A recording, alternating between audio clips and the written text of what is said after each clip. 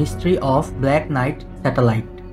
Alien ও UFO নিয়ে আমাদের মধ্যে অনেক মতভেদ আছে, যার মধ্যে একটি হচ্ছে ব্ল্যাক নাইট স্যাটেলাইট। বলা হয় একটি আননোন স্যাটেলাইট পৃথিবীর অরবিটের মধ্যে হাজার বছর ধরে ঘুরছে ও মানুষের উপরে নজরদারি করছে, যাকে ব্ল্যাক নাইট স্যাটেলাইট বলা হয়। এই থিওরিতে বলা হয়েছে যে ব্ল্যাক নাইট স্যাটেলাইট এলিয়েনদের দ্বারা তৈরি। প্রাচীন সময় থেকে এলিয়েনরা মানব সভ্যতার উপরে নজর রাখার জন্য এই স্যাটেলাইটটিকে পাঠিয়েছে। কনস্পিরেসি থিওরিস্টরা মনে করে যে স্যাটেলাইটটি 13,000 বছর ধরে পৃথিবীর অরবিটের থেকে নজর রাখছে।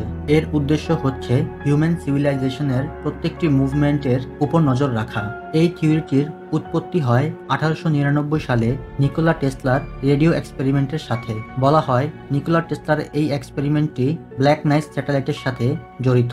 যখন টেসলা কলোরাডো স্প্রিংসে একটি হাই ভোল্টেজ ট্রান্সমিশনের মাধ্যমে একটি অজানা রেডিও ফ্রিকোয়েন্সি ক্যাপচার করে। টেসলার হিসেবে এটি কোনো আননোন ইন্টেলিজেন্স সোর্স থেকে আসছে, যা টেসলাই প্রথমবারের মতো ক্যাপচার করতে সক্ষম হয়েছিল। কিন্তু তখন টেকনোলজি এত উন্নত ছিল না যে এটির উপরে আরো ভালোভাবে রিসার্চ করা যাবে।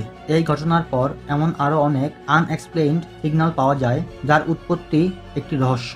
তাই এই সিগন্যালগুলোকে দ্য ব্ল্যাক নাইট স্যাটেলাইটের সাথে মিলিয়ে দেখা হয়।